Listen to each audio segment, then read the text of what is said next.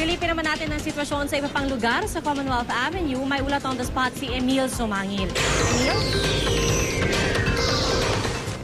Magandang tanghali, Pia. Nasa kahabaan ako ng Commonwealth Avenue. Makalagpas ito ng Tandang Sora. 6 na lane na ng Commonwealth Avenue patungong Fairview, Quezon City. Ang okupado na ngayon ng mga rallyista. Na-chepuhan natin bago tayo sumayong papawid, Pia. Makikita mo sa akin lukuran ang mga opisyal ng mga sasapi sa kilos protestang ito. Tingnan natin kung maistorbo natin si Casator Ocampo na nasa likuran ko. Mawalang galang na po. Casator, pwede ho, isang paiksi lang. I'm sorry.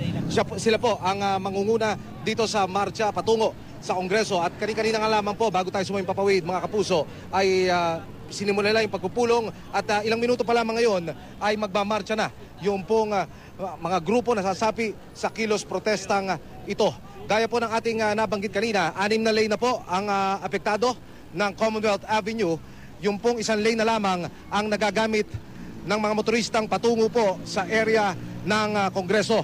Pero hindi pa po, ililinawin ko lamang mga kapuso, ito pong area na ito ng Commonwealth Avenue, hindi pa po ito yung isinasara ng Quezon City Police at ng MMDA. Kakusapin lang naman natin si Casator. Ito po, sorry Casator. Isang maiksi lamang pong pakayag mula po sa grupo ninyo, yung pong pakay ng mga magkikilos protesta at yung pong QCPD, maaga po sila nagbarikada doon. Ano pong masasabi nyo? Go ahead, Casator. Ito ay isang taunang malayang pagpapahayag ng mga mamamayan na critical sa nagiging performance ng Pinoy government. Lalong-lalo na dito sa issue ng PDAP at DAP. Ang nakakabahala na mukhang overreacting ang tugon ng gobyerno sa pagde-deploy ng maraming kapulisan at saka sundalo, ang aming pagkakalam. Mapayapa at yung pagkilos namin, sana wag silang gumawa ng akbang ng karahasan. Kasi may mga contingent na pinaghaharang nila sa Marikina, sa Balintawak, sa Southern Casator, maraming salamat po sa orasyon. Alam ko nasa gitna kayo ng pagpupulong. Pinagbigyan nyo pa rin po kami. Maraming salamat po.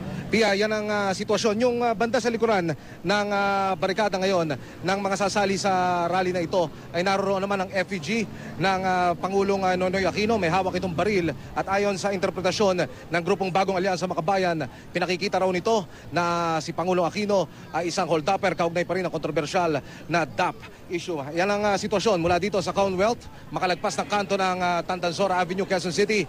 Pia. Emil, kung ikukumpara natin yung bilang ng mga rallyista, pati na rin yung bilang ng mga pulis, sino sa ngayon ang mas nakakarami? Nanggaling tayo sa area ng Ever Commonwealth, Pia, kanina lamang.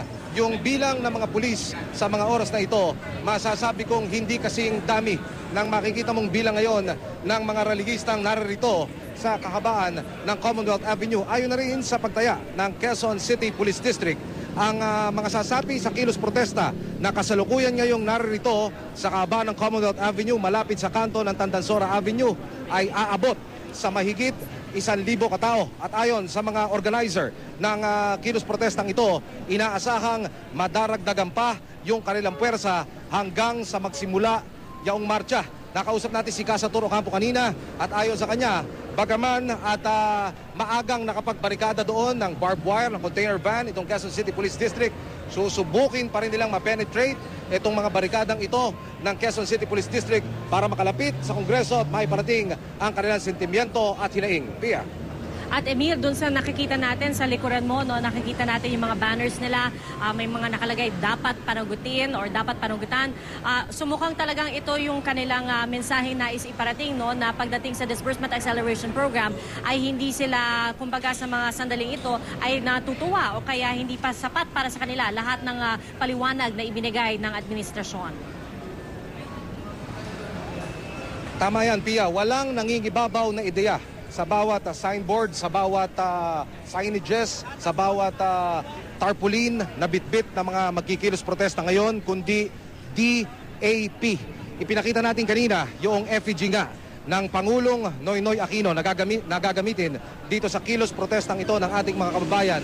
At malinaw na makikita ron na, Pia, si Pangulong Noynoy Aquino nakaupo sa kanyang presidential chair. May hawak itong kalibre 45 sa kanyang kanang kamay. At ayon sa analysis nga ng mga nakapanayam natin mula dito sa grupong Bagong Alyansa Makabayan, ipinakikita raw nito na na-hold up at hinold up di umano ng Pangulong Noynoy Aquino ang taong bayan dahil pa rin sa kontrobersyal na issue ng DAP. Pia. At Emil, ito mukhang nakapwesto na si Casa Tour, sina dating Congressman Terry Casino at Congressman Lisa Masa sa likuran mo. Uumpisa na ba nila ang kanilang marcha? Pinagalaw na, Pia, ng mga organizer ng grupong ito, yung ating mga crew cab, pinapaabanti na ng may ilang metro para makaposisyon na ng tuwid. Itong grupo nga, ni Casa Tour Ocampo, Canato Reyes, Teddy Casino, at Representative Liza Masa. Yung nasa likuran nila, kung hindi ako nagkakamali, ayon sa signboard na aking nakita, ay grupong Kilusang Mayo 1, Anak Pawis. Doon sa bandang likuran pa, grupong Migrante, Piston, at iba't iba pang cause-oriented group ang nakapila. Ayon nga sa pagtaya ng Quezon City Police District, Pia, nasa 1,000 mahigit itong bilang ng mga nasa Commonwealth Avenue ngayon na nakatakdang magbarja anumang oras mula sa mga sandaling ito. Sinubok nating kunan ng pahayag ang Quezon City Police District, yung dineploy dito sa area kanina na nagmamonitor sa kilos sa pagmarcha na gagawin ng grupong nasa likuran ko ngayon, at tumanggi itong magbigay ng pahayag at itinuro tayo sa District Director na si Chief Superintendent Richard Albano. Nakausap natin si Casa Tour Ocampo kanina, Pia, gaya nga ng kanyang binanggit. Susubukin nila ma-penetrate itong mga barikadang iniharang ng Quezon City Police District. Inaasahan, Pia, anumang oras mula ngayon, magmamarcha na ang grupong ito patungo dyan sa mababang kapulungan ng Kongreso. Pia. Alright, maraming salamat sa iyo, Emil Sumangil.